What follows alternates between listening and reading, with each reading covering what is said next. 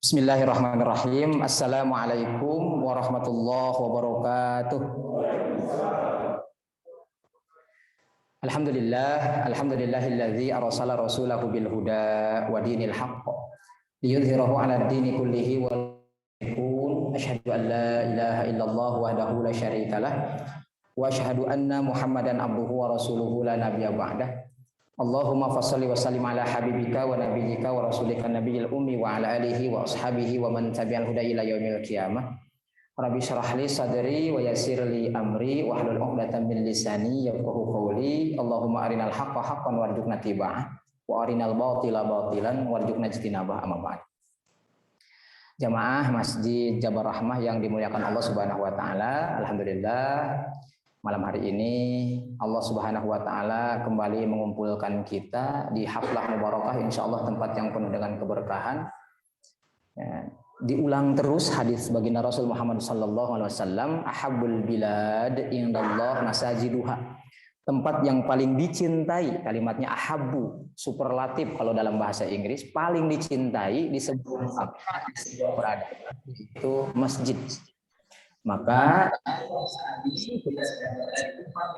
dicintai oleh Allah Subhanahu wa taala, mudah-mudahan kita pun termasuk ke dalam golongan orang-orang yang dicintai oleh Allah Subhanahu wa taala. Amin ya Allah ya rabbal alamin. Mudah-mudahan asbab berkumpulnya kita malam hari ini turun rahmat Allah Subhanahu wa taala.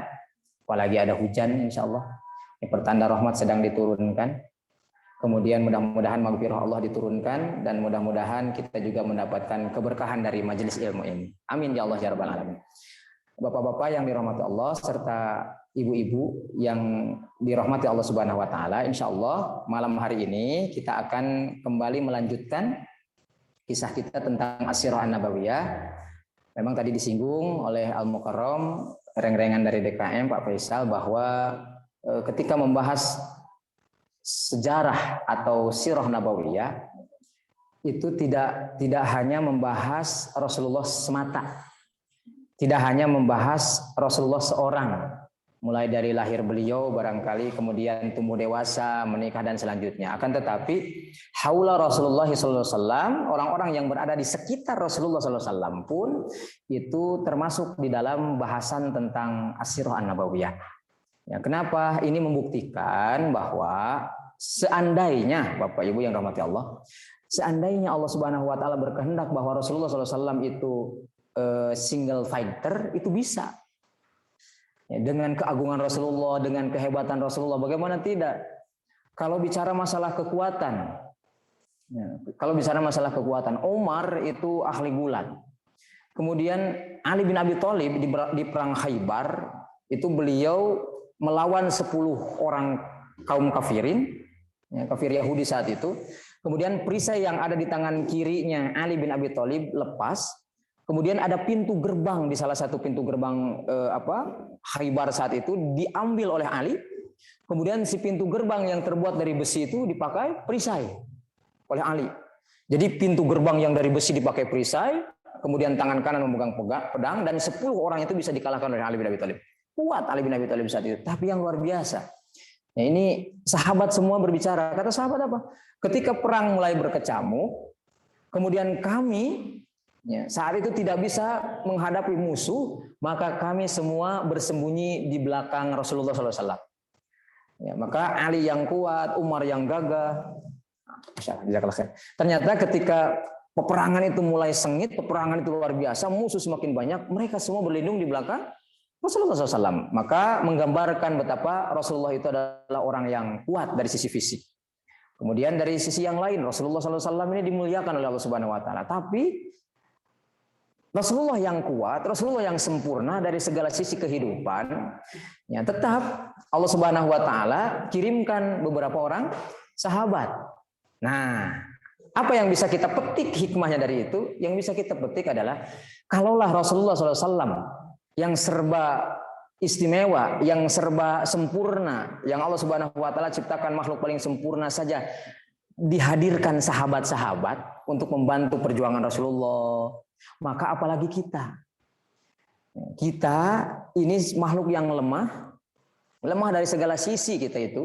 Bahkan saking lemahnya banyak saudara kita, tetangga kita yang wafat dengan asbab makhluk yang tidak terlihat.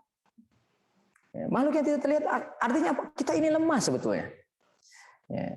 Ada virus, kemudian dengan asbab virus itu ada orang yang wafat tidak terlihat. Orang yang gagah, orang yang perkasa saat itu tidak berdaya ternyata. Artinya apa? Kita ini lemah, Pak. Makhluk yang kecil gitu aja kita itu tidak bisa mengalahkan makhluk yang kecil. Maka kalau ada orang yang merasa bahwa dirinya tidak membutuhkan siapapun, kalau ada orang yang dirinya menganggap bahwa bisa mengerjakan segala sesuatu itu sendirian, maka naudzubillah, summa naudzubillah, jangan sampai termasuk ke dalam golongan orang-orang yang sombong. Maka kita sudah diajarkan oleh Rasulullah bersosialisasi, hidup bertetangga. Termasuk sekarang kita bermajelis pun ini dicontohkan oleh Rasulullah SAW. Maka Rasulullah SAW ketika kita pelajari sirahnya beliau, kehidupannya beliau, itu kita tidak akan pernah lepas dari orang-orang di sekitar Rasulullah SAW. Maka insya Allah malam hari ini kita akan masuk ke fase di mana Rasulullah SAW saat itu dibantu oleh beberapa orang sahabat. Nah, ini insya Allah judul kita malam hari ini dakwah sirriyah. Dakwah sirriyah. Sebentar dibuka dulu. Ini dakwah sirriyah bagian ke-1 dan as-sabiqunal awwalun, orang yang pertama-tama memeluk Islam. Dakwah kemarin kita sudah bahas makna dakwah, insyaallah sudah kita bahas bersama. Nah, kemudian sekarang ada tambahan kalimat yaitu sirriyah. Sir itu apa? Sir itu diam-diam, pelan-pelan. Maka di dalam peribadatan kita yang diwajibkan kepada kita ada sholat 5 waktu. Dari sholat 5 waktu itu ada sholat yang bacaannya disirkan. Kemudian ada juga bacaannya yang dijaharkan. Nah, yang dijaharkan tadi sholat maghrib, kemudian nanti sholat isya itu bacaannya dijaharkan. Sebagian bacanya dijaharkan. Kemudian ada yang keseluruhan bacanya disirkan. Sir itu pelan atau diam, seperti diam. Sholat apa? Zuhur. Kemudian asarnya itu disirkan. Maka ada pula Pak nikah yang diam-diam. Jadi nikah yang diam-diam itu sebetulnya disebutnya nikah sirri, bukan sirih. Nah kalau di kita itu, nah cina itu ujungnya anak istri, wae tiba-tiba bawa istri, iya saya nikah sirih. Aduh, kalau nikah sirih pasti ada nikah lengkuas, ya nikah kapulaga, nikah daun lawang. Kenapa? Karena sirih tanaman. Jadi bukan sirih, tapi sirri. Sirri, nikah sirri. Nikah yang diam-diam hanya disaksikan oleh walinya, ya, kemudian ada saksi di situ, barangkali ya seperti itulah yang tidak digembor-gemborkan gitu. Jadi kita jangan sampai terjebak Pak ya. Sama seperti begini, naon ieu cenah sanes muhrim. Oh. Muhrim artinya apa? Orang yang sedang berihram. Itu muhrim.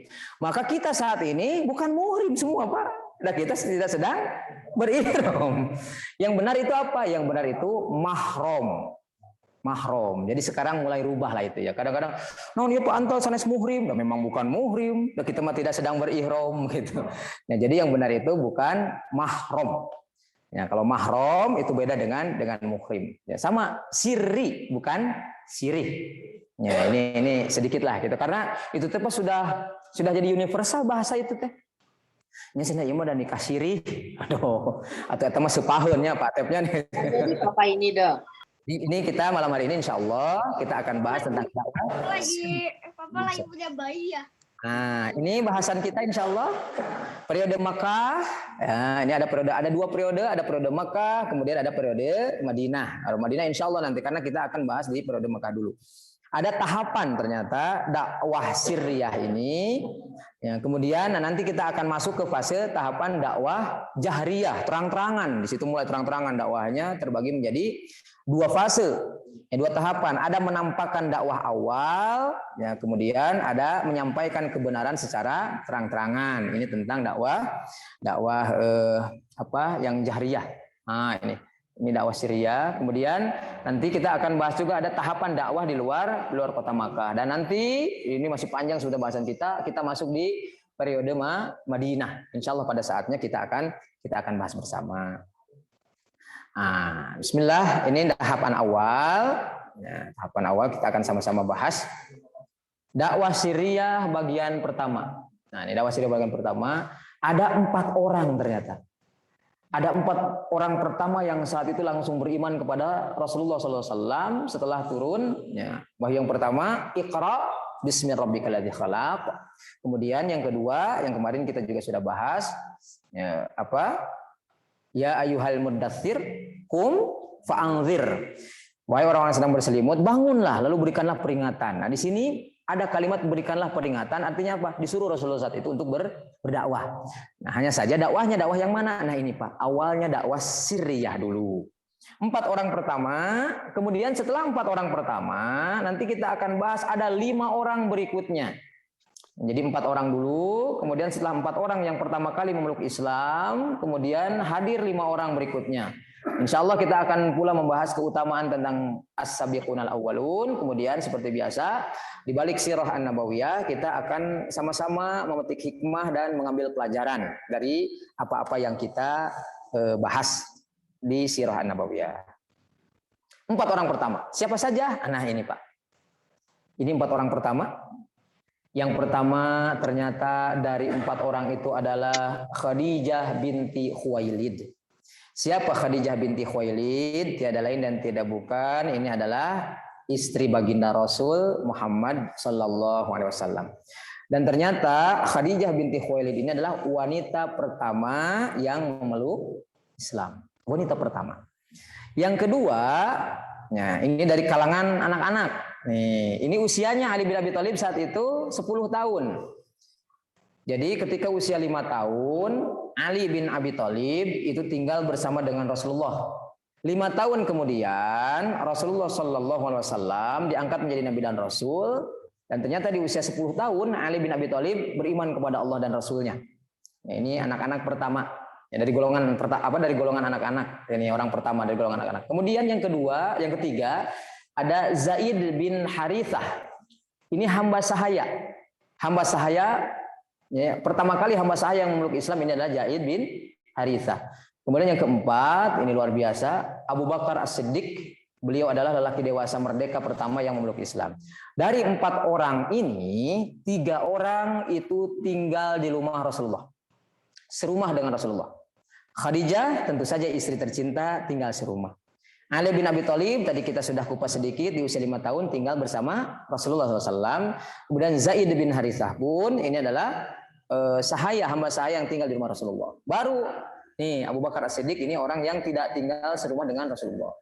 Ya, di awal ini kita bisa memetik hikmah, ternyata orang yang pertama kali harus kita dakwahi setelah kita mendapatkan keilmuan dari alimil ulama adalah lingkungan terdekat. Siapa itu?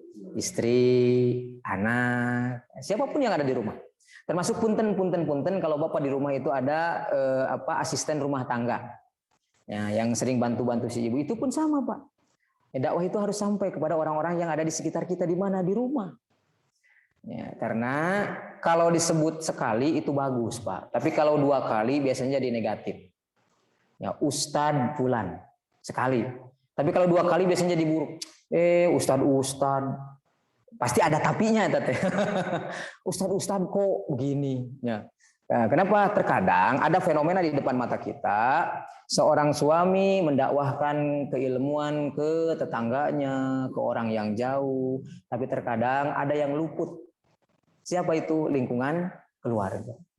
Tidak jarang, ya, naudzubillah min dzalik, yang sedang berbicara tidak menyebut siapapun itu. Ya, tapi barangkali ada di antara hadirin yang pernah menyaksikan hal seperti itu. Ada umpamanya seorang yang luar biasa, dihargai di tengah-tengah masyarakat, tapi dia dicoreng oleh siapa? Terkadang oleh anaknya.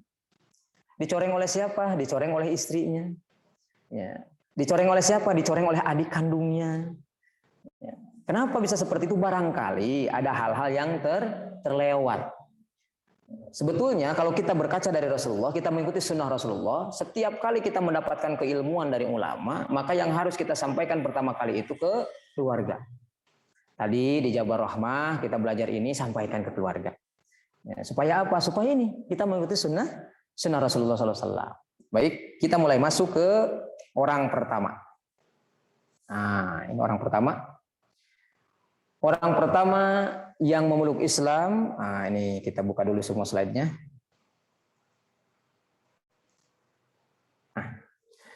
Khadijah binti Khuwailid radhiyallahu anha. Semoga Allah meridhoi Khadijah.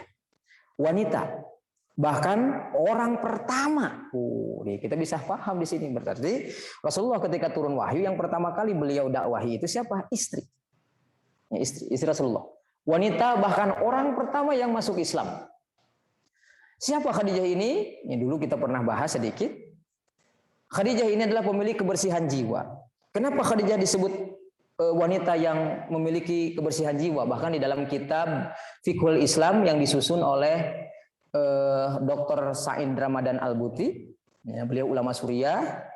Beliau wafatnya kena fitnah saat itu, sehingga beliau wafatnya ada yang bilang ditembak, ada yang bilang beliau dibom dengan masjid-masjidnya. Ini ulama Suriah, ini luar biasa. Jadi ketika di Suriah itu, kita sedikit agak belok. Ketika di Suriah saat itu terjadi hal yang luar biasa, di mana seorang pemimpin yang bernama Bashar Assad saat itu, ya, ditengarai beliau ini berpemahaman Syiah Nusairiyah. Kemudian terjadilah konflik saat itu. Konfliknya konflik horizontal antara keyakinan yang Ahlus Sunnah saat itu, yang berperang dengan yang berpemahaman Syiah Nusairiyah. Ya, kemudian ada seorang ulama yang beliau ini tidak menggerakkan jamaahnya untuk melawan pemerintah. Beliau cenderung mendamaikan, mententeramkan jamaahnya saat itu, sehingga muncullah fitnah. Apa fitnahnya? Fitnahnya Dr. Said Ramadan Al-Buti difitnah bahwa beliau ini adalah ulama yang pro kepada pemerintah. Ulama yang pro kepada pemerintah. Kemudian semua sepakat bahwa pemerintahnya saat itu adalah pemerintah yang zalim. Ya, ternyata ketika saya berbincang hadirin dengan teman-teman yang kuliah di sana, kuliah di Suriah, ya, pada kenyataannya teman-teman yang pulang dari Suriah itu mereka bilang bahwa Dr. Said Ramadan Al-Buti ini tidak lain dan tidak bukan, beliau itu hanya ingin mencegah supaya tidak terjadi pertumpahan darah yang hebat, katanya. Karena seandainya beliau mau saat itu, beliau tinggal mengomandokan, mari kita berperang, tentu katanya pertempuran yang maha besar saat itu, kata teman-teman, tidak akan terelakkan. Tapi beliau sengaja redam, ya, supaya tidak terjadi peperangan yang lebih besar, katanya. Ya, itu menurut teman-teman yang ada di sana. Dan ternyata ketika yang dhaif, yang fakir, yang berbicara ini mempelajari beberapa sejarah yang ada di Indonesia, salah satunya ada orang yang luar biasa, ini sepupuan. Dulu ada yang namanya Muhammad Darwish, kemudian punya sepupu Hashim Asy'ari. Kedua orang ini belajar ke Saudi, sampai dari dua orang ini salah satunya diangkat menjadi imam besar Masjidil Haram saat itu, Pak. Makanya beliau punya gelar Hadratus Syekh Kiai Haji Hashim Asy'ari. Kemudian Kiai Haji Muhammad Darwish itu sepulang dari Tanah Suci diganti namanya menjadi Kiai Haji Ahmad Dahlan. Dua orang ini yang satu membuat satu organisasi yang bernama Nahdlatul Ulama. Kemudian yang satu membuat organisasi saat itu bernama Muhammadiyah. Nah, ada yang menarik saat itu ketika ada pendudukan tentara Jepang di Indonesia. Nah, kemudian justru Hadratus Syekh Kiai Haji Hashim Asy'ari ini didaulat oleh pemerintahan Jepang saat itu menjadi penasehat. Menjadi penasehat karena beliau seorang kiai, kata-katanya didengar, pengaruhnya besar, maka tentara Jepang saat itu mengambil beliau. Santri seniornya, santri pertamanya beliau menolak. Wah, ini Syekh ini sudah membalelo nih, sudah membelot katanya. Kenapa dia harus memihak kepada Jepang? Harusnya kita memerangi Jepang. Maka santri seniornya saat itu meninggalkan beliau. Ya, dengan ditinggalkan oleh santri seniornya, makin meyakinkan tentara Jepang saat itu bahwa oh benar ini. Dia sudah menjual dirinya gitu kepada kami, kata tentara Jepang. Oh, akhirnya apa? Ditarik oleh tentara Jepang. Saat itu terjadi Perang Dunia Kedua, ada tentara yang dikirimkan ke sana, sementara di Indonesia ini butuh pula pengawasan, pengontrolan dari tentara. Nanya akhirnya ke Hadratus Syekh Kiai Haji Hashim Asy'ari, kata tentara Jepang saat itu, Kiai katanya, ya, ini tentara kami yang orang Jepang, itu banyak yang ditarik untuk ikut Perang Dunia. Ada sarankah dari Kiai katanya, untuk memperkuat tentara kami yang ada di Indonesia? Apa saat itu kata Kiai? Anda ini yang punya kekuatan, kekuasaan saat ini di sini. Sementara kekurangan orang. Bukankah di sini banyak para pemuda-pemuda Indonesia yang bisa Anda didik? Katanya. Anda didik, Anda ajarkan militer, Anda ajarkan memakai senjata, Anda ajarkan keilmuan tentang berperang. Dan pada akhirnya apa? Mereka nanti akan menjadi pasukan Anda. Ini kata orang Jepang apa? Wah benar juga katanya. Akhirnya terbentuklah dulu ada tentara PETA, ada juga tentara Heiho saat itu. Itu orang-orang kita Pak, dipersenjatai, dilatih, kemudian mereka mahir perang. Dan ternyata setelah mereka mahir perang, mereka dipersenjatai, Kiai Haji Asy'ari mulai dari situ bilang kepada tentara Jepang, tentara Indonesia saat itu yang dilatih oleh Jepang, kalian ini orang-orang Indonesia. Tidakkah kalian sedih melihat bangsa dan negara kita dicabik-cabik seperti ini? Terus bagaimana Kiai katanya? Ya udah mari kita melawan. Ya, kita berjihad di jalan Allah. Oh ternyata Pak, tentara yang sudah dilatih ini pada akhirnya dipimpin langsung oleh beliau berperang saat itu. Nah, ada sedikit yang bisa kita ambil.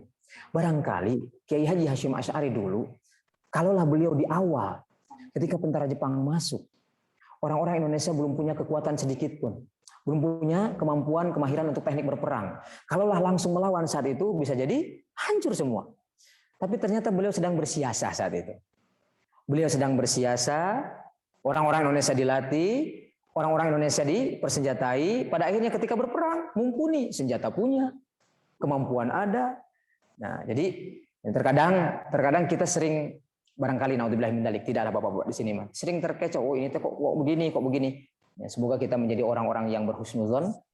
Ya, kalau ada di antara kita ulama yang pada akhirnya seolah-olah merapat kemanapun itu, di awal kita berhusnuzon saja, Pak.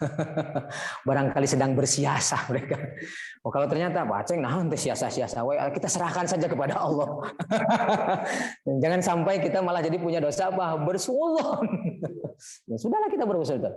Kita berdoa saja, ya Allah, kalau memang ulama-ulama kami sedang bersiasah, lindungi mereka ya Allah. Tapi ternyata ya Allah, Engkau Maha tahu segalanya. Kalau mereka tidak bersiasah, ya, kalau mereka punya kepentingan lain, hamba serahkan kepada Engkau ya Allah. Nah, tinggal kita berdoa seperti itu saja. Ya, kita kembali lagi ke sini. Ya, Khadijah ini menurut Dr. Said Ramadan Al-Buti di dalam kitabnya Fiqhus Sirah itu punya gelar Khadijah Afifah At-Thahirah. Nah ini kalau misalkan di sini nih ada Pak Faisal, beliau sama Pak Twinto pernah sampai luar biasa nih beliau ini belajar di Al-Imarat. Ya, kemudian ada di sini didatangkan guru bahasa Arab. Nah itu luar biasa Bapak ikut Pak. Pelajaran bahasa Arab itu ikut. Kenapa? Ya, karena bahasa Arab ini adalah bahasa yang dulu dipakai oleh Rasulullah SAW. Kemudian Al-Quran pun itu pakai bahasa Arab. Kemudian insya Allah ini menurut para alimul ulama diambil dari asar-asar dari hadis-hadis. Nanti di surga pun kita akan pakai bahasa Arab. Oh Bapak teh kaget. Aduh saya mah datang bisa suruh Pak Atep teh. Tetiasa bahasa Arab. Bangke di surga teh meureun ngabetem we. Insya Allah kalau masuk surga Allah akan mampukan itu. Nah, cuma kita pelajari itu bahasa surga, bahasa Al-Quran, bahasa Rasulullah SAW. Kenapa? Karena bahasa Arab ini unik. Satu, bahasa Arab adalah bahasa yang paling jujur. Ketika ustadz kita bilang kho, maka kita akan tulis kho. Ada titik di atas. Ketika ustadz kita bilang fa, maka akan kita tulis huruf fa. Kalau ustadz kita bilang ain. Ustadz kita bilang sa, sin biasa. Ustadz kita bilang sya, kita tulis sya. Ya, beda dengan bahasa Inggris. Wah, masya Allah sudah ada sedikit lagi. Kalau bahasa Inggris malah ada liur Pak. Kata guru teh inap. Ya, kita tulisnya inap itu salah ternyata. Ditulisnya janten naon Pak? Nog. Itu dibacanya inap tapi ditulisnya nog gitu ya. Tapi bahasa Arab adalah bahasa yang paling jujur. Insya Allah nanti setelah salat Isya kita akan sambung kembali. Ya, aku qouli hada wassalamualaikum. Assalamualaikum warahmatullahi wabarakatuh.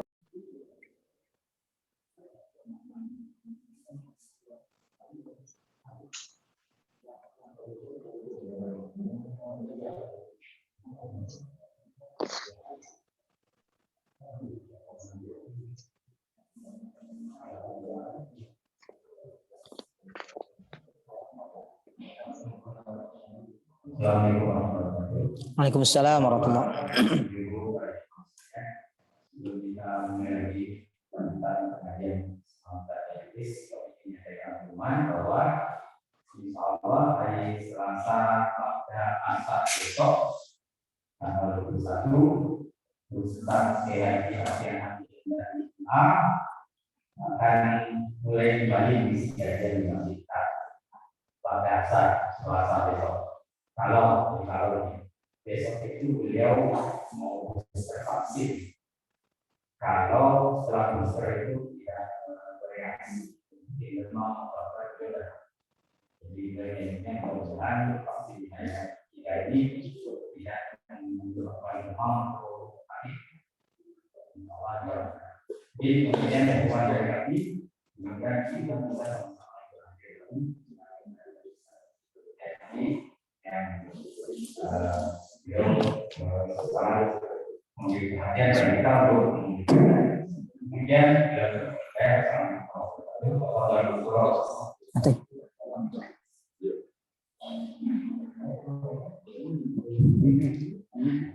Bismillahirrahmanirrahim. Assalamualaikum warahmatullahi wabarakatuh. Bismillah, alhamdulillah, wassalatu wassalamu ala rasulillah wa ala alihi wa sahbihi wa ba'd. Insyaallah di sesi yang kedua setelah kita sama-sama melaksanakan salat Isya berjamaah, kita akan lanjutkan kembali bahasan kita tentang As-Sirah Nabawiyah. Namun sebelumnya mudah-mudahan apa yang kita upayakan salat Isya kita Allah Subhanahu wa taala catat menjadi amal terbaik di kehidupan kita. Amin ya Allah ya rabbal alamin. Kita akan lanjutkan kembali sekedap tentang As-Sirah Nabawiyah. Kita tadi masuk di fase Siti Khadijah.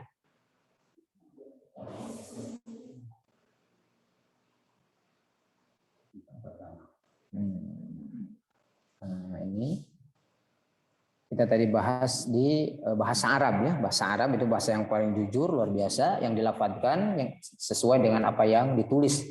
Bahkan yang unik dari bahasa Arab itu beda harokat itu bisa jadi beda arti. Contoh, Khadijah itu punya gelar Khadijah Afifah At-Thahirah. At-Thahirah. Sementara kita pernah mendengar ada kalimat Toharoh. Ada Toharoh, ada Tohiroh. Kalau Toharoh itu bersuci, pekerjaan. Kalau pakai fathah, Toharoh itu pekerjaan bersuci. Tapi kalau Tohiroh itu artinya orang yang suci, orangnya. Ya, jadi kalau pakai fathah Toharoh jadi pekerjaan bersuci. Tapi kalau pakai kasroh Tohiroh ya, itu artinya yang suci. Maka Khadijah punya gelar Khadijah Afifah At-Thahirah. Artinya apa? Seorang wanita yang suci. Sama seperti kakek buyutnya Rasulullah SAW itu ada yang bernama Hashim. Hashim, nama aslinya Amru. Amru nama aslinya. Kenapa punya gelar Hashim? Beliau itu salah satu orang yang menjamu seluruh jamaah haji setiap tahun. Jadi Rasulullah SAW ini keturunan dari orang kaya. Kebayang jemaah haji yang datang saat itu dijamu oleh satu orang. Ini berarti hartanya banyak. Ada roti, nih kalau Bapak Ibu yang ke sana, kemudian sempat di sana makan roti khas Saudi, itu rotinya macam-macam Pak. Ada yang rotinya keras, ada juga roti yang luarnya keras, dalamnya lembut, ada roti yang besar-besar. Itu kalau misalkan kita umroh di bulan Ramadan, di Masjid Nabawi itu sebelum maghrib itu digelar plastik Pak di tengah. Misalkan ini saf pertama, yang ini saf kedua, maka yang ini balik badan ke sini, di sini digelar plastik berujung ke ujung. Kemudian dari saf ini balik ke sana, di sini dibuatkan jalan untuk orang-orang menyajikan makanan. Nah itu biasanya di estafet Pak. Jadi makanan khasnya itu kalau saum di sana kita dikasih 1 gelas air zam-zam. Kemudian gelas yang kedua itu bisa ghahwah. Ghahwah itu kopi khas orang sana atau teh ya, hangat. Kemudian yang ketiga itu ada yogurt. Nah, yogurtnya memang yogurt beneran Pak, nggak ada sari stroberinya gitu ya, bener-bener yogurt. Kemudian ada lagi kayak bubuk, itu rempah, itu disimpan. Nah, kemudian kurma. Nah, ini kurmanya ada kurma ajwa. Jadi besok kurma ajwa di sana itu di Nabawi. Kemudian kita diestafetkan roti, Pak. Nih, jadi rotinya itu gede. Kalau orang sana yang melihat ini orang Indonesia baru pertama kali umroh di bulan Ramadan, mereka yang bagi. Dipotong, pasihkan, potong, simpan. Ya, tapi kalau mereka yang ini mah kayaknya udah biasa, atau ada juga orang yang memang udah kebiasaan itu biasanya dikasih yang gede-gede. Gede. Nah itu harusnya kalau kita dikasih yang gede, kita potek Pak. Dipotek sesuai yang kita butuhkan, kita simpan yang gede dioper ke sana. Jadi ambil, potek, simpan, gede, terus oper. Ya, dasar di kita gitu. Saya bareng dengan jamaah dari yang kota Bandung, tidak disebutkan lah wilayahnya mana. Begitu dikasih Pak yang gede, kata dia apa? Alhamdulillah. Badagiun abdi disimpan Pak. Eta orang Pakistan bilang itu mencak-mencak pakai bahasa Urdu. Ya, pasang itu teh naon cenah bukan ka saya. Eta roti ceking teh dikekeuweus orang. Jadi kalau di sana gitu Pak, kalau nanti mudah-mudahan tidak ada yang tidak mungkin kalau Allah takdirkan kita kun fayakun. Ya, tentu ada yang rindu nih jamaah ini, ada yang sudah rindu pengen ke tanah suci, sudah ada yang rindu pengen umroh ke sana insyaallah. Ya, kita bermohon bermunajat kepada Allah, mudah-mudahan besok lusa Allah Subhanahu wa taala mampukan kita untuk berangkat ke tanah suci. Amin ya Allah ya rabbal alamin. Nah, ada roti saat itu yang dilumatkan, Pak. Roti dilumatkan ke mangkok, kemudian disiram dengan kuah daging beserta dagingnya. Masya Allah. Jazakallah khair. Bikin kang gajelang kieu. Atur nuhun, Mang Erik. Idana kepencet. Nah, jadi ada orang yang bagian melumatkan Pak, melumatkan makanan. Ya, jadi si makanannya dilumatkan. Melumatkan dalam bahasa Arab itu hasyama. Hasyama. Melumatkan pekerjaan. Sama seperti tadi toharoh bersuci. Ini melumatkan. Nah, orang yang melumatkan yaitu Hashim. Ya, Hashim itu adalah orang yang melumatkan makanan. Jadi bahasa Arab ini unik sekali. Ketika salah harokat saja itu bisa merubah makna. Contoh, punten jadi rada lebar sedikit. Ini sering dibahas di majelis yang mulia ini. Ka dan ki. Ka dan ki. Ka kalau dengan fathah itu kamu laki-laki. Tapi kalau ka huruf kaf dengan kasroh ki itu artinya kamu perempuan. Ya, contoh ada kalimat jazakallah. Ada juga jazakillah. Ada ka, jazaka dan zazaki. Nah, kalau jazaka, ka itu untuk laki-laki. Jadi kalau di sini ini Mang Eri ngasih kita hidangan yang luar biasa, maka kita ucapkan kepada beliau itu jazakallah. Ya, jazakallah. Terima kasih. Ya, terima kasih untuk laki-laki. Kalau yang memberikan itu istrinya bapak di rumah, ya maka jazakillah. Jazakillah itu untuk perempuan, jazakallah itu untuk laki-laki. Jawabannya apa? Jawabannya wa iyyaka. Ka untuk laki-laki. Kalau untuk perempuan tinggal diganti harokatnya dengan kasroh wa iyyaki. Orang sakit. Ya, ini misalkan antara jamaah pas ketemu itu sakit. Ya, misalkan punten lah si fulan sakit, laki-laki. Ketika ditanya kemana kemarin kok nggak kelihatan sholat berjamaah nih? Iya kemarin saya meriang. Oh sekarang gimana? Sekarang juga masih. Nah maka doa kita panjatkan apa? Syafaqallah. Semoga Allah menyembuhkan engkau wahai laki-laki. Kalau yang sakit, ya ditanya misalkan ada anak perempuan sakit, kenapa nih kok agak demam? Iya Pak. Ya Om saya sakit. Maka doa kita apa? Syafaqillah. Tuh, ini bahasa Arab. Jadi jangan sampai tertukar. Ya, sekarang bagus tuh Pak, ada tren bahasa Arab yang sudah membudaya. Ada tren bahasa Arab yang memang sering kita pakai. Ya, jadi di dalam grup pun begitu. Ini kenapa nih Pak? Ya saya lagi sakit. Doa berbondong-bondong, tapi beda-beda. Ada yang syafakallah, ada yang syafakillah. Jadi kalau yang sakit laki-laki, maka syafakallah. Kalau ke orang itu langsung. Kalau yang sakit perempuan, syafakillah ke orang itu langsung. Tapi kalau orangnya menjadi objek ketiga, itu lain lagi. Objek ketiga, misalkan saya sedang sakit. Ya, kemudian dapat informasi dari Pak Faisal bahwa Ceng Idris sedang sakit. Maka yang diucapkan kepada Pak Faisal untuk saya adalah syafahullah. Hu dia. Ya, yang ketiga saya. Semoga Allah menyembuhkan. Kalau laki-laki hu, kalau perempuan ha, syafaha Allah. Itulah kurang lebih lah begitu. Ya, maka kalau di sini ada pelajaran bahasa Arab, ikuti oleh bapak-bapak. Ya, jangan takut dites oleh ustadznya supaya apa? Menambah wawasan bagi kita. Ya. Biasanya kan pada takut duluan nih.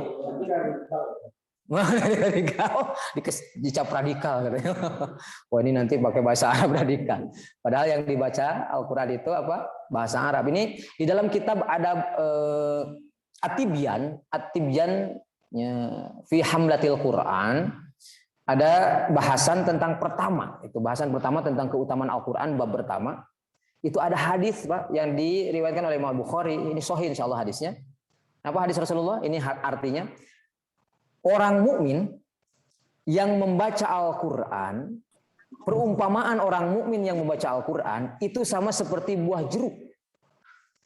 Apa buah jeruk? Ya, aromanya wangi, baunya harum, rasanya manis. Orang mukmin yang tidak membaca Al-Quran itu seperti buah kurma. Aromanya nggak ada aroma sama sekali. Ya, jadi kalau ingin ngetes hidung Bapak nih, coba hirup aroma kurma. Wah, COVID saya nih. Ini aroma kurma nggak kecium. Memang kurma itu nggak ada aromanya. Kurma itu nggak ada aromanya. Aroma kurma nggak ada. Kurma itu nggak ada aroma. Tapi rasanya manis. Itu orang mukmin. Orang munafik yang membaca Al-Quran itu sama seperti minyak wangi. Seperti parfum. Aromanya semerbak, tapi rasanya pahit. Itu orang munafik kalau baca Quran. Wangi dia. Tapi pahit. Orang munafik yang tidak baca Quran, dia sama seperti batrawali. Kalau di Jawa apa namanya? Brotowali. Wah itu. Aromanya kalau digosok ini bau Pak. Ya makanya kenapa kalau zaman dulu itu kalau untuk nyapih bayinya itu, ya ASI ibunya itu biasanya diolesi batrawali Pak. Udah mah aromanya bau, begitu pahit. Nah itulah orang munafik. Jadi Al-Quran kalau menempel kepada kaum mukminin dibaca pun itu luar biasa. Perumpamannya seperti buah. Nah sementara bahasa Al-Quran itu bahasa apa? Bahasa Arab. Kita belajar bahasa Arab itu sama saja kita sedang memfasihkan lisan kita. Sama dengan kita belajar tahsin. Ya. Kaifa haluk, meskipun nanti kalau Bapak ngobrol dengan orang Arab yang prokem itu jadi beda lagi. Kifhak khair. Naon jeung aya kifhak khair. Nah, kalau kita kan kaifa haluk, ana bi khair kan gitu ya. Kita belajarnya yang benar gitu ya. Maksudnya sesuai dengan makhrajnya. Ana bi khair. Tapi kalau di sana Pak kalau udah ketemu kifhak khair. Nah, jangan khair segala. Nah, itulah mereka lah, udah bahasanya bahasa keseharian mereka. Nah, maka kalau ada bahasa Arab, Bapak ikuti. Nah, kita kembali lagi ke tema kita. Pemilik kebersihan jiwa, kenapa disebut pemilik kebersihan jiwa? Karena jauh sebelum beliau menikah dengan Rasulullah, istri suami pertama beliau itu Abu Hala At-Tamimi, ya, kemudian suami beliau yang kedua namanya Atik. Jadi Khadijah ini pernah kita bahas. Suami yang pertama Abu Hala At-Tamimi, suami yang kedua bernama Atik. Nah, nikah dengan Rasulullah itu beliau sudah pernah menikah 2 kali. Khadijah ini. Jadi bukan second hand tapi third hand. Tangan ketiga Rasulullah. Usianya ini ulama berbeda pendapat. Ada ulama yang pertama berpendapat usia Khadijah saat menikah dengan Rasulullah itu 40 tahun. Ya, ada ulama yang berpendapat bahwa Siti Khadijah saat itu bukan 40 tahun tapi kepala 3. Ada juga yang berpendapat bahwa Khadijah saat itu usianya di bawah 35 tahun. Ada juga yang bilang di bawah 30 tahun. Tapi yang jelas semua ulama sepakat bahwa Siti Khadijah yang saat itu menikah dengan Rasulullah usianya di atas Rasulullah. Karena Rasulullah saat itu menikah usianya 25 tahun. Di atas Rasulullah SAW. Ya, jadi ulama sejarah pun berbeda pendapat, Pak. Cuma yang sampai ke kita itu yang paling rajih menurut para ulama usianya 40 tahun. Yang menikah dengan Rasulullah awalnya dengan Abu Hala At-Tamimi, kemudian wafat Abu Hala At-Tamimi, Khadijah orang kaya, Abu Hala At-Tamimi pun orang kaya. Jadi Khadijah mewarisi hartanya Abu Hala At-Tamimi. Kemudian menikah dengan Atik, Atik pun orang kaya, wafat Atik, Atik itu meninggalkan harta untuk Khadijah. Maka Khadijah ini kaya raya saat itu. Ya, karena harta dari suami pertama, dari suami kedua. Nah, yang unik, yang menarik, sebelum jahiliyah, sebelum menikah dengan Rasulullah pun, sebelum Islam datang saat itu, ya, hadir di relung hatinya Khadijah. Khadijah itu adalah orang yang paling anti dengan berhala. Dia tidak pernah sedikit pun percaya kepada berhala-berhala itu. Ya, bahkan Khadijah ini yang ditengarai, beliau itu mengikuti ajaran Nabi Ibrahim alaihissalam. Nah, maka beliau punya gelar Khadijah Afifah At-Tahirah. Beliau adalah wanita yang suci. Suci dalam artian apa? Suci bukan berarti seperti halnya Siti Maryam, ya, ibundanya Nabi Isa yang belum pernah tersentuh oleh laki-laki. Ya, itu disebutnya suci juga. Maryam itu. Mangga belum. Maryam itu suci. Kenapa? Karena belum pernah tersentuh oleh laki-laki. Tapi sucinya Khadijah itu apa? Sucinya Khadijah karena beliau tidak pernah sekalipun menyembah berhala. Disucikan oleh Allah Subhanahu wa taala. Maka pemilik kebersihan jiwa, kehormatan dan kemuliaan. Beliau ini luar biasa, dihormati oleh orang-orang Quraisy saat itu. Ya, kemudian beliau ini mulia. Kehormatan dari sisi harta beliau banyak, ya, kemudian kemuliaan dari sisi nasab, beliau ini orang terpandang. Kemudian telah beriman sejak awal, ya, bahkan menyokong dan meyakinkan Nabi tentang wahyu yang diterima. Ini saat turun firman Allah, wa rabbaka fakabbir, yang kemarin kita bahas, Rasulullah SAW berdiri dan bersabda, Allahu Akbar. Maka Khadijah radhiyallahu anha bertakbir dan beliau radhiyallahu anha mengetahui bahwa hal tersebut adalah wahyu dari Allah azza wajalla. Jadi langsung ketika ada kalimat wa rabbaka fakabbir, Rasulullah berdiri, kemudian kata Rasulullah Allahu Akbar. Ya, maka Khadijah pun menyambut seruan Rasulullah dengan sama-sama menyebutkan Allahu Akbar. Pak, lagi ngaderes tah. Ya, kucing nuju bertasbih di luar. Nah, ini kemudian waqala Ibnu Ishaq, berkata Ibnu Ishaq, wa kanat Khadijah awwala man amana billahi wa rasulih wa saddaqa bima jaa'a bih. Khadijah adalah orang yang pertama beriman kepada Allah azza wajalla dan rasulnya dan membenarkan apa yang beliau bawa. Nah, ini sedikit kita bahas malam hari ini tentang keutamaan Khadijah. Nih. Summa inna Jibril ata Rasulullah sallallahu alaihi wasallam hina turidat alaihi salatu fahama jalahu bi'akibihi fi nahiyati alwadi. Kemudian Jibril alaihi salam datang kepada Rasulullah saat diwajibkan baginya sholat. Jadi dulu ketika Rasulullah turun wahyu pertama, turun wahyu kedua, di wahyu kedua ada perintah untuk dakwah, kemudian di situ pula malaikat Jibril mengajarkan sholat. Ya, sholatnya sholat yang seperti sekarang bukan, Pak. Sholat yang seperti sekarang itu adalah syariat ketika Rasulullah SAW Isra Mi'raj. Nah, ini sholatnya kita bisa lihat di sini sholat dulu. Ya, ketika Rasulullah diajarkan oleh malaikat Jibril, nah, ketika diwajibkan baginya sholat, maka ia mengajaknya, yang mengikutinya di sebelah lembah dan memancarlah air zam-zam baginya. Maka berwudulah Jibril alaihissalam dan Nabi Muhammad SAW mengikuti. Tuh, jadi ini yang disebut dengan kemarin kita pernah bahas ada metodenya, metode talaki. Ya, jadi metode talaki itu malaikat Jibril itu langsung praktek wudu di hadapan Rasulullah, kemudian Rasulullah mengikuti. Ya, jadi kalau bapak ingin mengajarkan, ibu ingin mengajarkan putra putrinya, tarik anak-anak kita, nih, ayo kita belajar wudu. Ya, wudunya bapak belajar dari siapa? Dari alimul ulama. Nah, praktekkan di depan anak-anak kita, biarkan mereka mengikuti. Karena dulu malaikat Jibril pun begitu. Mengajarkan kepada Rasulullah SAW itu langsung malaikat Jibrilnya berwudu, kemudian Rasulullah mengikuti. Kemudian sholat 2 rakaat saat itu, sholat 2 rakaat dengan 4 sujud. Setelah diajarkan, nah, jadi dulu sholatnya itu hanya 2 rakaat. Kemudian Nabi SAW kembali ke rumahnya. Allah Azza wa Jalla menganugerahkan kebahagiaan bagi beliau. dan kenikmatan bagi jiwa beliau tuh. Jadi Rasulullah setelah diajarkan sholat, kemudian beliau mempraktekkan sholat itu, Allah anugerahkan apa di sini? Kebahagiaan bagi Rasulullah dan kenikmatan bagi jiwa beliau. Maka seyogianya bagi kita, setelah kita sholat, harusnya yang hadir itu apa? Kebahagiaan. Yang hadir itu apa? Ketentraman dan kenikmatan jiwa. Kalau setelah sholat malah makin rungsing, masalah makin rudet, aya nu salah dina sholatna gitu. Nah, cenah engko sholatnya tentram jiwa, tapi saya kalah jadi rungsing. Ya barangkali ada yang salah dengan sholat. Ya, kenapa? Karena ketika sholatnya lillahi ta'ala, inna sholati wa nusuki wa mahya wa mati lillahi rabbil alamin. Ya, maka yang dihadirkan itu apa? Ketentraman jiwa, Pak. Dan sholat yang benar, kalau kita bicara dari bahasa hadis ini, diawali dari wudhu yang benar. Kita pernah bahas kemarin.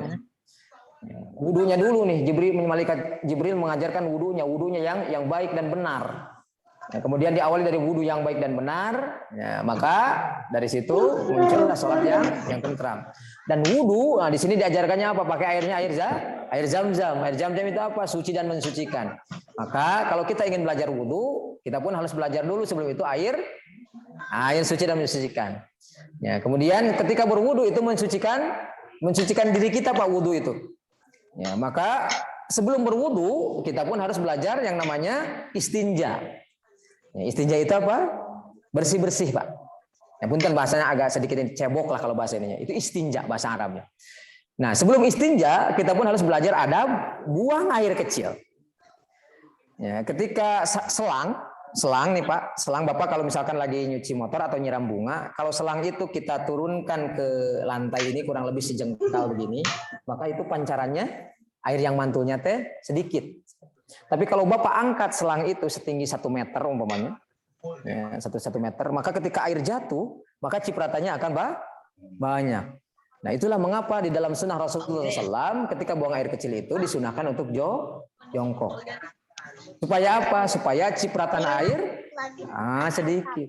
Cipratan air sedikit. Ya, kemudian yang baik dan benar itu apa? Punten, ini sedikitnya. Jadi bukan dibuka terus dikiheukeun, Pak. Ya, punten ini bahasanya, ini fikih, Pak, puntennya. Jadi bukan punten dibuka, nah dikiheukeun set ke bawah, bukan diginiin, tapi apa? Dikebawahin, Pak. Sama seperti misalkan anak laki-laki kita, anak perempuan kita di rumah buang air kecil, diporosotkeun, Pak.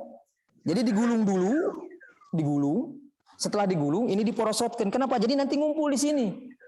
Jadi ini leluasa. Nah, si anunya itu di sini, Pak. Nah, jadi kemalonkan di bawah. Ini karena sudah diangkat, nanti kalaupun ada cipratan paling kemana? Ke sini, Pak. Tidak sampai ke atas. Gitu. Nah, nanti ada cipratan lagi paling kemana? Punten bahasanya kasar. Paling ke imbit, ke bagian bokong. Dan itu ketika kita cabok itu kita bisa usap. Tapi kalau kebayang kalau misalkan berdiri, Allahu Akbar, itu ada cipratan. Ya, jadi gitu Pak kalau runtuyan di dalam bab fikih mah. Sebelum sholat dibahas dulu wudu, dipelajari wudunya, bab airnya juga harus dipelajari. Dari bab airnya, kan kita sedang mensucikan diri kita. Oh berarti ada istinjanya harus dibenerin. Oh dari istinjanya, sebelum beristinja tentu saja kita ada sesuatu yang kita buang, entah itu buang air kecil ataupun air, itunya pun dipelajari. Dan itulah adab-adab di dalam Islam. Ya, dari situ kita bisa belajar. Ternyata Rasulullah SAW ketika mengajarkan tentang sunnah buang air kecil itu sedang melindungi diri kita dari najis. Ternyata setelah bicara dari sisi kesehatan, itu kebetulan tidak hadir ya. Pak dokter waktu itu saya pernah ngobrol juga dengan Pak dokter Trias. Ternyata betul ketika beliau diskusi dengan beliau, ketika buang air kecil itu jongkok, jadi itu ada sisi kesehatan yang didapat dari situ, kata beliau. Oh berarti sunnahnya Nabi kalau kita nyunnah istilahnya, ada beberapa hal Pak yang bisa kita ambil pelajaran dari sunnah itu. Satu, dari sunnah itu ada hikmah di balik sunnah. Yang kedua, dari sunnah itu ada pahala. Ketika kita mengikuti sunnah, insya Allah pahala itu hadir. Dan yang ketiga, dari sunnah itu muncul kejayaan.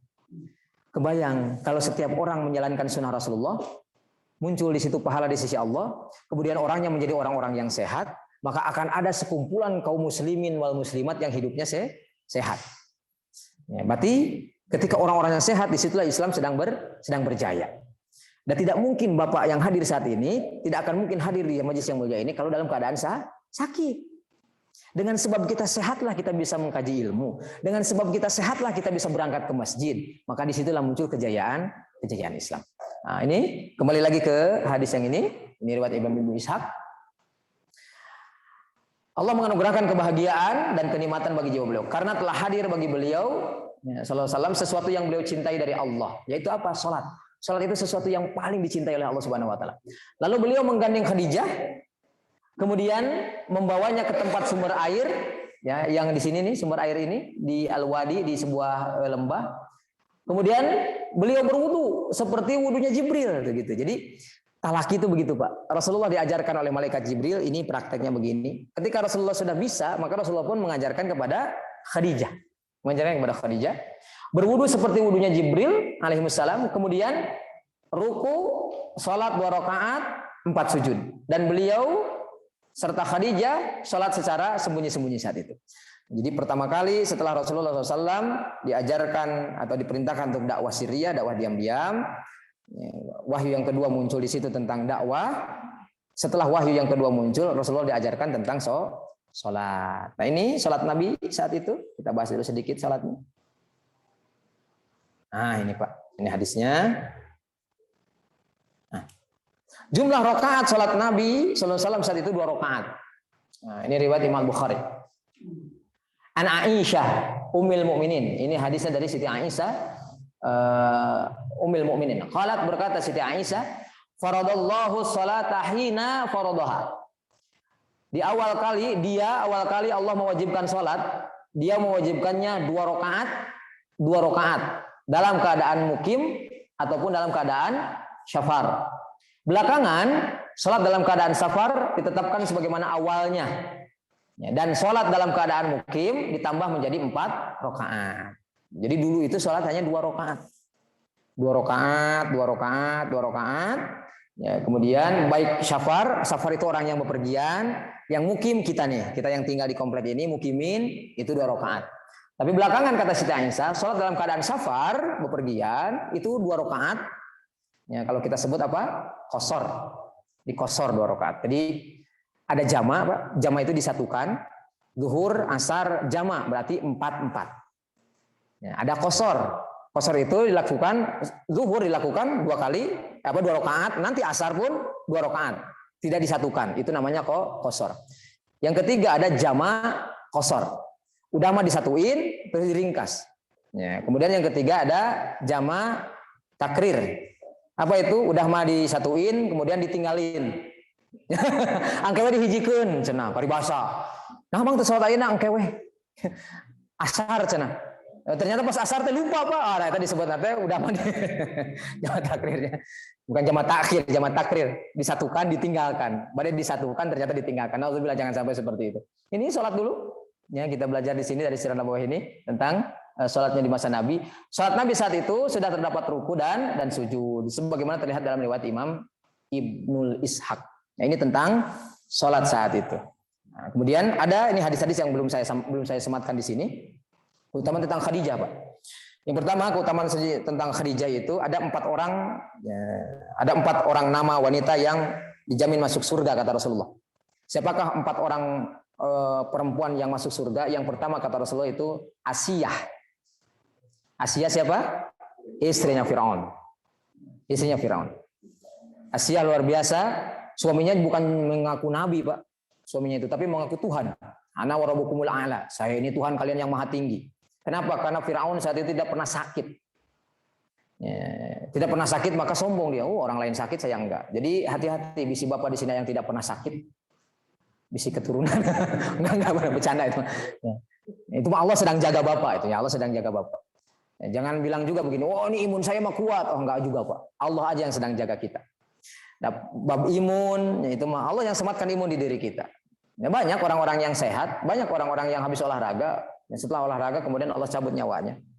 Ya, banyak juga orang-orang yang sakit sudah bertahun-tahun, Pak, diklaim ini mah udah nggak ada dokter satupun yang bisa mengobati. Ternyata Allah berikan kesembuhan. Maka yang menjadikan seorang sakit dari sakit menjadi sembuh siapa? Allah. Siapa yang menjaga kita? Allah, Pak. Allah aja wajalla. Cuma terkadang kita mah Allah teh disimpan di bawah. Contoh, Ada seseorang butuh uang. Biasanya list pertama itu bukan Allah, Pak. Ya, ini naudzubillah di sini mah insyaallah Allah dari list pertama. Aduh, butuh duit nih, kurang nih. Buat anak masuk kuliah nih kurang 10 juta. Siapa ya? Oh, kayaknya Pak Faisal lah. Pak Faisal nomor pertama. Berarti kalau nggak Pak Faisal, di bawahnya Pak Twinto. Di bawahnya siapa? Terus Pak dirunut. Datang ke Pak Faisal. Pak Faisal, ya ini nih Pak. Nah, saya mau masuk kuliah Pak, saya kurang 10 juta nih Pak, barangkali Bapak ada simpenan Pak. Wallahu Akbar. Kata Pak Faisal, kebetulan uang saya sudah dikirim, kemarin ada cucu di sana. Saya berikan hadiah karena cucu saya sudah hafal 3 juz, 28, 29 dan 30. Saya kirimkan hadiah katanya. Allah, jadi Bapak tidak ada? Nggak ada. Kalau 1 juta mah saya ada. Waduh, nanggung Pak 1 juta. Udah tuh Pak, gagal. Blacklist lah. Turun ke Pak Twinto nih kayaknya. Pak, barangkali Pak ada nih, saya butuh uang 10 juta. Kata Pak Twinto, aduh, saya juga nggak ada. Alhamdulillah kalau 2 juta mah ada, tapi 10 nggak ada. Terus Pak. Baru setiap orang yang saya jumpai ya, tidak bisa memberikan bantuan, barulah di situ. Ya Allah, hamba sudah ikhtiar ya Allah. Saya datangi setiap orang ya Allah, tapi nggak dapat ya Allah. Bantulah hamba ya Allah. Kenapa Allah harus disimpan terakhir? Harusnya dibalik, Pak. Allah disimpan di mana? Pertama. Jadi sebelum ikhtiar kita minta ke Allah, ya Allah, Engkau Maha tahu kebutuhan hamba ya Allah. Dan Engkau pun tahu keadaan hamba seperti apa ya Allah. Ya. Hamba meminta kepada Engkau ya Allah, memohon kepada Engkau ya Allah. Engkau yang Maha tahu segalanya. Apa kata Umarnya? Ini sebetulnya motong dulu sedikit. Kata Umar, ketika Allah memberikan beban kepadaku yang berat, yang banyak, yang besar, maka aku tidak akan meminta diringankan beban itu. Tapi aku akan meminta dikuatkan pundakku ini. Jadi Umar tidak meminta diringankan beban. Tapi yang diminta itu apa? Dikuatkan pundak. Jadi kita bisa mengikuti Umar tuh. Ya Allah, kuatkan hamba ya Allah. Jangan ya Allah, berikanlah keringanan ya Allah. Cik Allah, nah memang saya terek mere dispensasi gitu. Ya, jadi kalimatnya apa? Ya Allah, kuatkan hamba ya Allah. Engkau yang Maha tahu. Berikanlah hamba jalan terbaik menurut Engkau ya Allah. Minta dulu kepada Allah. Nanti Allah yang kasih jalan. Bukankah dalam surah Al-Ikhlas? Ya. Qul huwallahu ahad, Allahus samad. Nyata Allah tempat bergantung kita, bukan orang lain. Lam yalid wa lam yulad wa lam yakul lahu kufuwan ahad. Jadi hanya Allah yang tempat bergantung kita. Manusia siapa itu? Manusia itu adalah orang-orang yang dikirimkan oleh Allah Azza wa Jalla. Siapapun asbabnya. Yang jelas siapa? Itulah orang yang dikirim oleh Allah. Sering Pak, kita tidak pernah sadar. Ada hal yang sepele barangkali. Di tengah jalan kehabisan bensin. Kehabisan bensin. Terkadang tiba-tiba Allah kirimkan seseorang.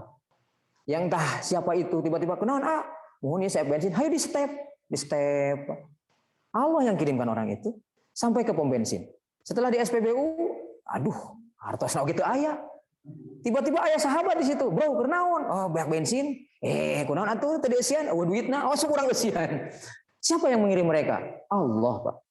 Allah yang memberikan mereka. Cuma terkadang apa? Kita kebenaran.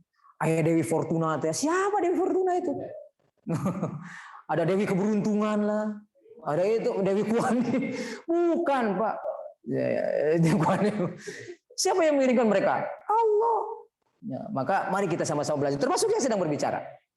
Kita gantungkan segala sesuatunya hanya kepada siapa? Allah Azza wa Jalla. Bapak pernah bermimpi ada hidangan selejat ini di masjid ini? Nggak ada, Pak. Suka nggak ada di grup teh. Menu nanti ini nggak ada, Pak. Pertanyaannya, siapa yang mengirimkan ini? Allah lewat tangan orang-orang yang membuat ini. Itu. Jadi Allah Azza wa Jalla. Ini nih, ya, belajar dari siapa? Asia, belajar dari Siti Asia. Siti Asia suaminya seorang Fir'aun, tapi dalam hatinya apa? Allah, Tuhan semesta alam ini. Bukan Fir'aun yang tidak pernah sakit. Itu Fir'aun luar biasa, Pak. Bahkan ada satu orang Fir'aun itu Ramses kalau tidak salah, apa Farao. Diminta oleh kaumnya, Pak. Ini sedang kemarau katanya. Tolong turunkan hujan. Apa kata dia? Ya sudah. Saya akan meminta katanya. Silakan kalian minta kepadaku. Saya akan minta langit menurunkan hujan karena saya Tuhan. Hujan pas saat itu, fitnah saat itu. Hujan. Terus apa kata Firaun? Saya akan tembak. Ya, kalau memang ya, ada Tuhan yang menurut Musa, menurut orang-orang yang sepemahaman dengan Musa ada Tuhan di langit katanya di atas. Saya akan tembak dia. Ditembak, Pak. Jadi dia bikin menara, itu begitu di dalam riwayatnya. Dia bikin menara tinggi banget. Kemudian Firaun minta panah dan anak panahnya ditembak ke atas. Ketika ditembakkan anak panah ke atas, kemudian Allah memerintahkan kepada malaikat Jibril, tangkap tuh anak panah, kemudian diolesi darah burung merpati. Setelah diolesi darah burung merpati, kemudian dibuang, Pak. Dikebawahin lagi. Lalu ketika dibawa, ditangkap oleh Firaun. Tuh, lihat katanya. Tuhan berdarah. Padahal itu apa? Ujian dari Allah, fitnah dari Allah. Apakah orang-orang itu akan percaya kepada fitnah yang muncul saat itu, atau orang itu tetap dalam keimanan? Tapi ternyata Siti Asiyah tetap dalam keimanan saat itu. Siti Asiyah itu ratu yang disayangi oleh Firaun. Sampai satu ketika Siti Asiyah sedang menyisir salah satu putri dari Firaun. Bukan putrinya dia, putri yang lain disisir oleh Siti Asiyah. Ketika disisir oleh Siti Asiyah, kemudian jatuh sisirnya. Setelah jatuh sisirnya, kemudian Siti Aisyah ketika mengambil sisir, beliau bilang apa? Bismillah. Dengan menyebut nama Allah. Kata anaknya, kata anak Firaun, loh, siapa Allah katanya? Kenapa engkau berikrar dengan nama Allah? Kata Siti Aisyah, Allah itu Tuhanku dan Tuhan kamu katanya. Loh, bukanlah Tuhan kita itu Bapak katanya. Father. Dia itu Tuhan kita loh. Kenapa kamu nyembah ini? Enggak katanya anakku. Ayahmu sama sekali bukan Tuhan. Ayahmu makhluk. Ya. Mana buktinya kalau ayah saya makhluk? Buktinya dia kalau malam tidur. Dia punya istri. Dia punya anak. Dia makan. Dia minum. Tapi ayah saya tidak pernah sakit. Dia selalu sehat. Apa kata Siti Asiyah? Allah sedang memberikan perlindungan kepada ayah kamu. Dibejakeun Pak Bapak anak. Comel budakna. Ya kata anaknya, Papa. Itu tuh. Mama sebelah pada. Kenapa mama sebelah kamu katanya? Mama sebelah saya itu mengakui bahwa ada Tuhan selain engkau katanya. Hah? Siapa katanya? Allah. Begitu ditanya, Pak, benar dia mengakui. Benarkah kamu mengakui ada Tuhan selain saya? Iya katanya. Jadi selama ini kamu tidak mengakui saya Tuhan kamu? Tidak katanya. Siapa Tuhan kamu? Allah. Apakah kamu tidak tahu bahwa Allah kamu yang berada di atas sana, saya sudah tembak dia dan di dalam panah itu ada darah katanya. Saya tidak pernah berdarah. Saya ini kuat katanya. Tidak katanya. Sejak saat itu Pak, ditarik Siti Asiyah, kemudian diumumkan di tengah rakyatnya. Rakyat disuruh berkumpul. Kata Firaun begini. Apakah kalian mempercayai saya sebagai Tuhan? Iya. Apakah kalian menghormati saya? Iya. Apakah kalian menghormati perempuan ini, Asiyah? Iya katanya. Kenapa kalian menghormati perempuan ini? Karena dia adalah istri Tuhan katanya. Kata orang-orang di situ. Kemudian apa kata Firaun? Sekarang saya umumkan kepada kalian, dia bukan lagi istri saya. Ya. Kenapa? Karena dia punya Tuhan selain daripada saya. Apa kata orang di bawah? Oh, bunuh dia, siksa dia. Disiksa Pak Siti Asiyah. Disiksa, dicambuk sampai berdarah. Kemudian di tengah-tengah penderitaannya Siti Asiyah muncul malaikat Jibril. Apa kata malaikat Jibril? Tenang Asiyah. Allah sudah membuatkan istana untukmu di surga. Jadi wanita yang sudah punya istana di surga meskipun beliau masih hidup siapa? Siti Asiyah. Akhirnya apa? Siti Asiyah wafat dalam keadaan tersenyum. Kenapa? Karena istananya malaikat saat itu perkenankan oleh Allah untuk ditunjukkan. Beliau tersenyum melihat istananya. Maka kata Rasulullah SAW, wanita pertama yang ada di surga yang pasti masuk surga itu siapa? Asiyah. Kemudian wanita kedua kata Rasulullah SAW itu siapa? Maryam. Maryam itu siapa? Ibundanya Nabi Isa alaihissalam. Wanita ketiga, ya ini wanita ketiga yang masuk yang ada di dalam surga itu siapa? Khadijah. Wanita keempat Fatimah. Jadi Asiyah, kemudian Maryam, kemudian Khadijah, kemudian Fatimah. Jadi Bapak kalau punya cucu, nih perempuan cucu pertama perempuan kasih nama Pak Asiyah. Memang di kita itu tidak familiar Asiyah. Yang familiar itu siapa? Aisyah. Ya Aisyah itu lebih familiar. Bahkan ada gitu. Siapa ada namanya Asiyah, Aisyah meureun segitu. Berarti itu apalun sejarah. Ya, Asiyah, kemudian siapa?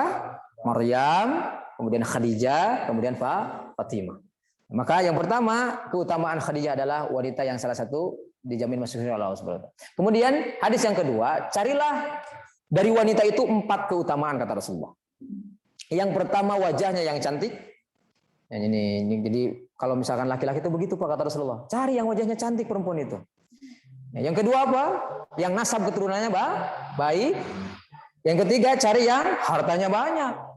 Yang keempat, cari yang keyakinannya, yang agamanya bagus. 4 ini. Jadi laki-laki itu cari kata Rasulullah itu yang 4 ini. Tapi kata Rasulullah SAW, kalaulah kalian mencari wajah yang cantik, maka satu waktu wajah itu akan pudar kecantikannya. Sudah sepuh, sudah tua, hilang cantiknya.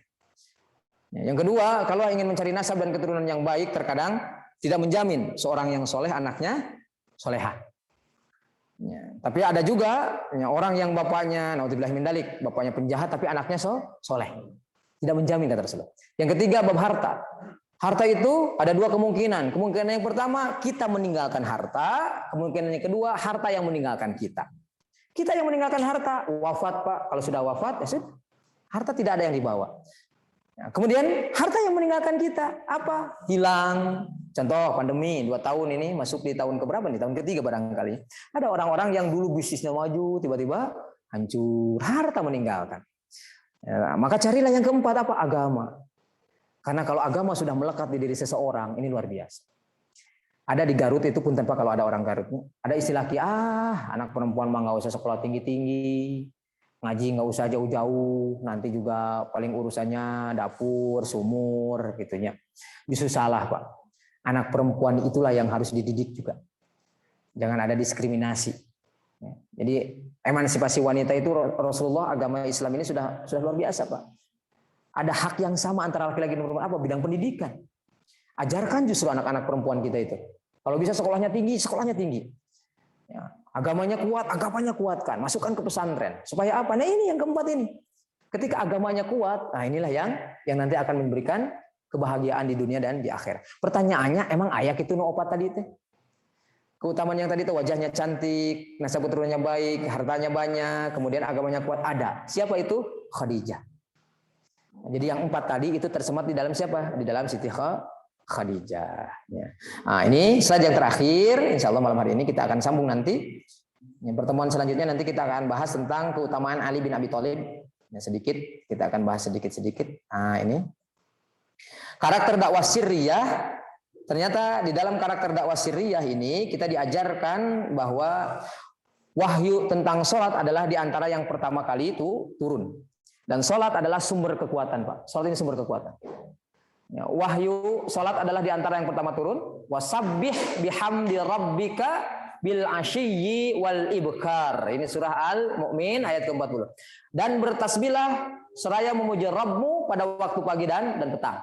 Salat saat itu, nah ini kalau tadi ada pertanyaan, emang saat itu waktu sholatnya 5 waktu atau berapa waktu? Nah ini sholatnya saat itu, sholat saat itu hanya 2 kali saja, pagi dan petang. Ini ayatnya, wasabbih bihamdi rabbika bil asyiyyi wal ibkar, pada waktu pagi dan petang. Pada waktu itu, sholat hanya dilakukan 2 rakaat setiap kali sholat. Kemudian Jibril alaihissalam mengajarkan wudhu kepada Nabi. Yang mengajarkan wudhu kepada Nabi siapa? Malaikat Jibril. Saat itu pula sholat sembunyi-sembunyi. Sembunyi-sembunyi, nggak ada yang terang-terangan seperti kita saat ini. Sembunyi-sembunyi. Hikmahnya bagi kita apa? Bahwa sholat sudah diwajibkan walau belum 5 waktu. Menandakan bahwa sholat itu sangat penting. Bahkan ada hadis Rasulullah SAW, awwalu ma yuhasabu bihil abdu min yaumil qiyamah as-shalah. Pertama kali yang akan dihisab dari umatku, sabda Rasulullah adalah tentang bab sholat. Ya, maka mudah-mudahan Bapak Ibu yang senantiasa memakmurkan masjid ini, ya, Bapak Ibu yang di rumahnya pun dihiasi dengan sholat-sholat sunnah, mudah-mudahan amaliyah sholatnya Allah Subhanahu Wa Taala terima. Mudah-mudahan dengan asbab sholat itu menjadikan Bapak dan Ibu nanti menjadi ahli surga tanpa hisab. Ya, ada orang-orang yang tidak ada hisab nanti ada Pak. Ketika Allah sudah memberikan rahmatnya, Allah meridhoinya, ada orang yang tanpa hisab. Begitu dilihat oleh Allah, masuklah ke dalam surgaku. Itulah yang luar biasa, orang-orang yang tanpa hisab. Nah, ini malam hari ini insya Allah yang kita bahas tentang karakter dakwah sirriyah. Kemudian yang kita baru bahas adalah tentang keutamaan Khadijah. Dan malam hari ini pula kita membahas sejarah sholat dulu. Yang dilakukan hanya 2 kali, pagi dan petang. Kemudian setiap waktu dilakukan hanya 2 rakaat. Dan ternyata syariat wudhu itu diajarkan langsung oleh malaikat Jibril kepada Rasulullah SAW. Dan yang terpenting adalah hikmahnya, kalaulah kita sudah mendapatkan keilmuan, maka sampaikanlah keilmuan itu kepada orang terdekat. Siapa orang terdekat? Istri, Setelah itu siapa? Anak-anak. Ya, mudah-mudahan rumah tangga Bapak Ibu menjadi rumah tangga sakinah mawaddah warahmah, dan mudah-mudahan rumah tangga Bapak dan Ibu sebagaimana rumah tangganya Rasulullah SAW, di mana diturunkan keberkahan di dalamnya, ya, diturunkan rahmat di dalamnya, dan rumah tangga itulah yang nanti akan Allah kumpulkan kembali di surganya Allah. Itu saja mungkin yang dapat disampaikan pada kesempatan malam hari ini. Insya Allah pertemuan yang akan datang kita akan membahas tentang keutamaan Ali bin Abi Thalib, karena beliau juga tadi kita bahas orang kedua, orang ketiga Zaid, orang keempat itu Abu Bakar As-Siddiq. Terima kasih kepada reng-rengan dari DKM Masjid Jabal Rahmah. Semoga apa yang diupayakan ada dalam ridho Allah Azza wa Jalla. Kita tutup dengan wakifatul majlis. Subhanakallahumma wa bihamdika asyhadu an la ilaha illa anta astaghfiruka wa atubu ilaik. Aqulu qouli hadza wa astaghfirullakum. Assalamualaikum warahmatullahi wabarakatuh. Enggak dikembalikan lagi ke Pak Faisal.